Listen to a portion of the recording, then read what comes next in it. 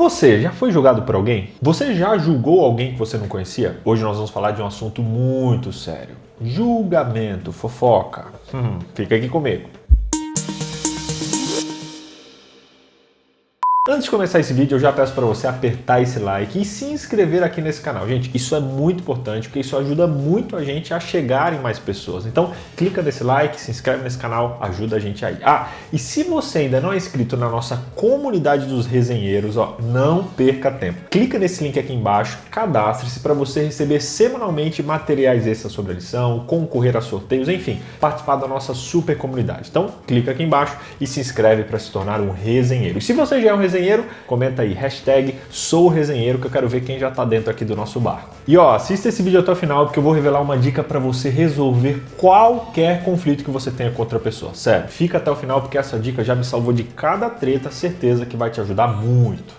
Já conversamos sobre como a nossa língua é perigosa e como ela pode produzir grandes danos em nossa comunidade. As nossas palavras podem produzir traumas gigantescos na vida dos nossos irmãos. Mas Tiago nos alerta de outro problema. Ele fala sobre o perigo de julgar as outras pessoas. Quando julgamos alguém, a gente ataca o reino de Deus de maneira direta, desafiando inclusive a própria criação de Deus. Tiago é muito claro quando ele diz o seguinte: irmãos, não falem mal uns dos outros. Quem fala contra o seu irmão ou julga o seu irmão, fala contra a lei e a julga. Quando você julga a lei, você não está cumprindo, mas você está se colocando como juiz. Quando usamos a nossa palavra para julgar alguém, nós estamos atacando diretamente a lei de Deus. Isso é muito, muito sério. Não, sério?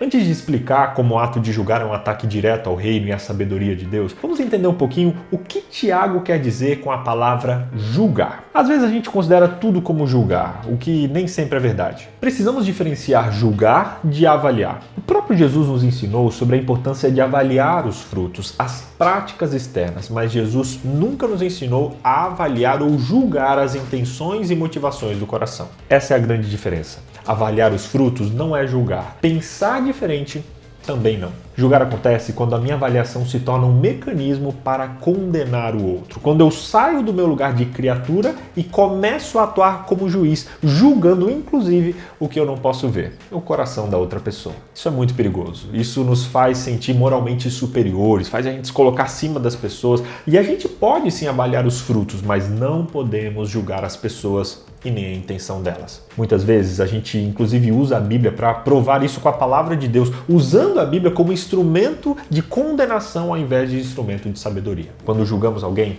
a gente se coloca no lugar de Deus, no lugar de juiz, e aí mora o perigo. Um detalhe importante é que um juiz ele não pode julgar quando ele é condenado pelo mesmo crime daquele a quem ele está julgando. Já parou para pensar que nós somos todos pecadores, todos miseráveis, indignos de julgar uns aos outros? Jesus deixou a ordem: não julguem para que vocês não sejam julgados. Ele ainda disse que com a mesma forma que julgarem, vocês serão julgados, e a medida que usarem também será usada para medir vocês. Esse texto é pesado. A mesma medida que você usar para julgar os outros será usada para julgar você. Cuidado, muito cuidado com o julgamento. Cuidado, inclusive, para você não julgar aqueles que julgam. Cada um só pode julgar a si mesmo, pois a gente só tem acesso ao nosso próprio coração, aos nossos próprios sentimentos e motivações. Pense nisso na próxima vez que quiser julgar a motivação do irmãozinho, ok? Tenha preconceito não, tá? Agora que já entendemos o que é o julgamento e como isso afeta a nossa comunidade, a nossa vida espiritual, vamos ver um pouquinho sobre como isso afeta a nossa espiritualidade. Primeiramente, o julgamento é um ataque direto ao reino e ao governo de Deus, porque a gente se coloca nesse lugar dizendo que nós estamos acima de Deus para poder julgar as pessoas. Fazendo isso, você se diz a melhor pessoa do mundo e você se considera melhor do que a pessoa que você está julgando. Logo, você se fecha para perceber e reconhecer os seus próprios erros. Você literalmente se coloca na posição de Deus. Isso não é nada bom. Tiago nos diz que quando nós julgamos, nós não estamos atacando apenas a pessoa, mas estamos atacando diretamente a própria lei de Deus, que é a revelação do seu caráter. Deus nos criou para sermos cumpridores e não juízes da lei. Tiago, inclusive, faz aquela pergunta que a gente faz quando a pessoa é desaforada, sabe? Quando passa dos limites. Tiago diz: quem você pensa que é para fazer um absurdo desse? Precisamos entender quem nós somos, ter uma clara visão da nossa identidade. Nem mais, nem menos que isso. Você é uma criatura, você é um filho amado de Deus, nada menos e nada mais que isso. Você vale muito para Deus, mas Você não é Deus, você é criatura, você é pecador, você é carente da graça e do perdão de Deus. Por isso entenda que você não é maior e nem melhor do que ninguém. Tenha uma visão equilibrada e bíblica acerca de si mesmo. Nem para mais e nem para menos. Isso vai te livrar do perigo de julgar e de se achar melhor do que os outros. Muito bem, professor, muito bem. Um dos problemas de se colocar no lugar de Deus é querer dirigir a sua própria vida. Tiago 4, verso 13, ele fala das pessoas que acham que controlam a sua vida, mas que se esquecem de que são como neblina que aparece e logo some. Ele diz para sermos submissos, sempre colocando os nossos planos debaixo da soberania de Deus. Falar se Deus quiser não pode ser apenas um clichê para justificar o que a gente planeja sozinho. Não, submeta o seu coração ao amor eterno e ao vasto conhecimento de Deus, confiando que Ele sempre fará o melhor. Ele conhece muito mais do que você, Ele sabe o que vai acontecer no fim desde o princípio. Ele sabe mais do que você sobre o que é melhor para sua vida. E aí, o que você está sentindo nesse primeiro dia? Eu tô me sentindo adorável.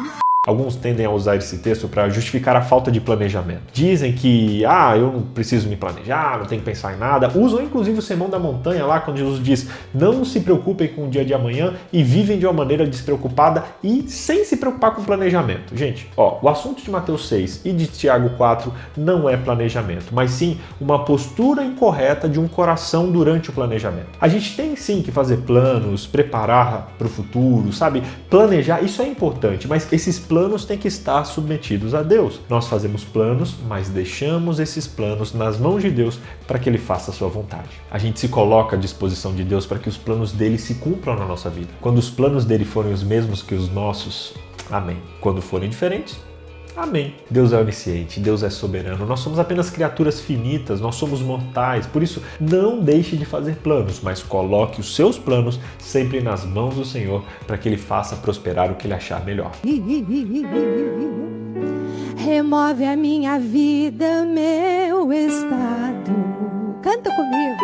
O julgamento de Deus é muito diferente do julgamento humano. Ele não busca um egoísmo, ele não busca condenação, mas ele é motivado pelo amor. Isso fica claro lá em Lucas no capítulo 9, quando um povoado samaritano rejeitou Jesus e os discípulos falaram, olha, manda descer fogo para destruir todo mundo. E Jesus logo mostrou que Deus julga não para condenar, mas para salvar. Se Jesus fosse crítico do jeito que a gente é, ele não estaria cercado de cobradores de impostos, de prostitutas e de outros pecadores. Eles não teriam se aproximado dele. Deus não tem prazer em destruir ou prejudicar, mesmo quando isso, ao nosso ver, parece justo. O seu julgamento busca sempre, sempre, sempre a redenção. Entenda isso. Vai que hoje seja a sua noite. E se você tem desafios aí de relacionamento com a sua família, ou até se você quer saber como resolver conflitos, eu quero te dar de presente o curso Entre Família. Ele é um estudo voltado para a família, com 16 lições que você pode fazer pelo seu WhatsApp, ali tranquilo no seu celular, e você vai aprender sobre como resolver problemas de família, como educar os filhos, como fortalecer o seu casamento e como lidar com o relacionamento familiar. Para pedir esse estudo é muito fácil, só você acessar esse link aqui e conhecer e começar a fazer gratuitamente. É um presente da Novo Tempo para você que vai te ajudar muito, com certeza. Beleza? Segue esse link aqui, faça o estudo que vai te ajudar a reforçar esse conhecimento. E cumprindo a minha promessa, quero deixar aqui um conselho para você resolver qualquer treta e qualquer problema que você tenha com outra pessoa. Quer saber? Quer saber? O segredo é o seguinte: sempre que tiver um problema com alguém, siga o conselho de Jesus, escrito em Mateus 18, verso 15, que diz: converse em particular com essa pessoa. Nesses 10 anos trabalhando como pastor, eu descobri que mais de 90% das tretas acontecem por erros de comunicação que são resolvidos quando a gente senta para conversar. As brigas, os desentendimentos começam quando alguém fala uma coisa equivocada e outra pessoa entende uma fala de um jeito, ou mesmo quando alguém faz uma fofoca e aí a comunicação fica totalmente distorcida. Quando você segue o conselho de Cristo e procura a pessoa para conversar, para entender, você resolve 90% de todos os problemas, porque vocês abrem o coração, vocês abrem o jogo, esclarecem as coisas e seguem a vida. Eu sei que não é fácil fazer isso, é preciso ter muita coragem para procurar uma pessoa quando isso acontece. É muito mais fácil você ficar no seu canto, ficar falando mal pelas costas, ficar reclamando para as pessoas. Só pessoas corajosas e realmente dispostas a crescer tomam a atitude de chamar outra pessoa com quem eles têm problema para trocar uma ideia. Faça isso. Eu te garanto que não é fácil, mas é necessário. Se você fizer isso, você vai ter uma vida muito mais leve e vai resolver grande parte dos problemas que ficam enchendo a sua cabeça.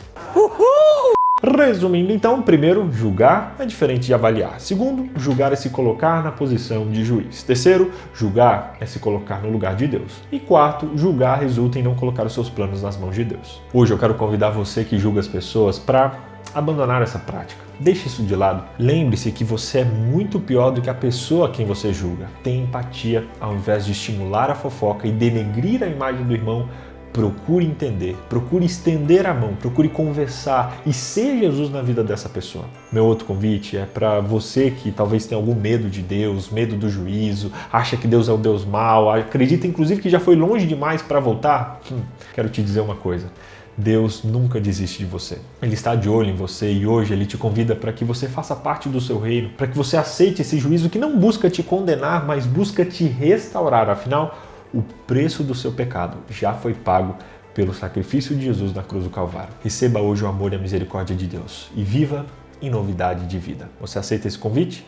Escreva sim aqui nos comentários e vamos viver uma vida nova, muito mais leve, aprendendo e entendendo que fomos resgatados por Deus. Tem um recadinho especial para você. Não se esqueça que na sexta que vem, dia 27 às 19 horas, é o dia da nossa live especial, onde a gente vai celebrar o nosso Resenha Day. Junte-se com a sua classe, faça uma ação solidária, visita um asilo, limpar uma praça, uma ação de rua, evangelismo, enfim, qualquer coisa que abençoe outra pessoa. Faça essa ação, tira foto, marca a gente nas redes sociais, enfim, esteja com a gente na live no dia 27 para a gente celebrar, compartilhar o que a gente fez, sortear prêmios e inclusive premiar algumas das classes que participaram. Quero ver sua classe participando, hein?